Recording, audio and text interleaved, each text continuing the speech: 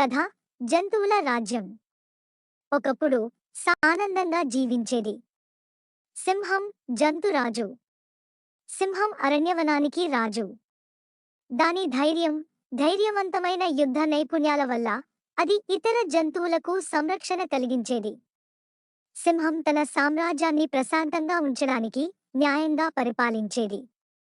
జింకలు వేగవంతమైన స్నేహితులు. జింకలు తమ వేగంతో ప్రఖ్యాతిగాంచాయి.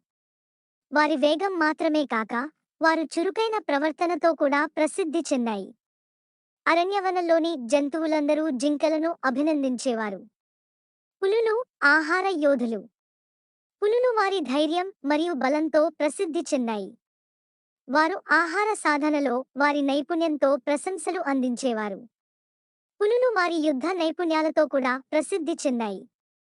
ఎలుగుబంట్లు మృదువైన బలగాలు.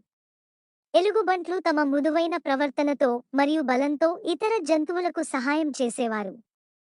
వారు అరణ్యవనంలో ఉన్న అందమైన పూలను సేకరించి ఇతర జంతువులకు ఇవ్వడంలో ఆనందించేవారు. కోతులు వినోదవంతమైన చిలిపితనం.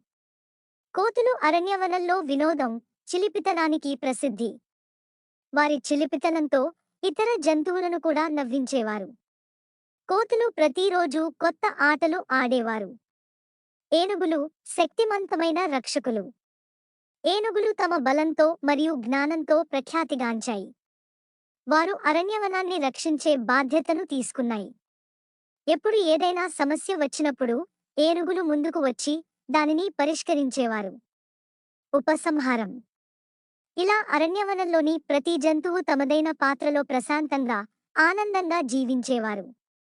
ఒకరికి ఒకరు సహాయం చేసుకుంటూ సహజీవనం చేయడంలో ఆనందం పొందేవారు. అరణ్యవనంలో ప్రతి జంతువు ఆనందంగా, స్వేచ్ఛగా జీవించడం చూసి ప్రకృతి కూడా ఆనందించేది. ఇది ఒక చిన్న జంతు రాజ్యం కథ. ఈ కథ ద్వారా మనం సహజీవనంలో ప్రతి వ్యక్తి, జంతువు తమదైన పాత్రను సఫలీకృతం చేయడం ఎంత ముఖ్యమో తెలుసుకోవచ్చు.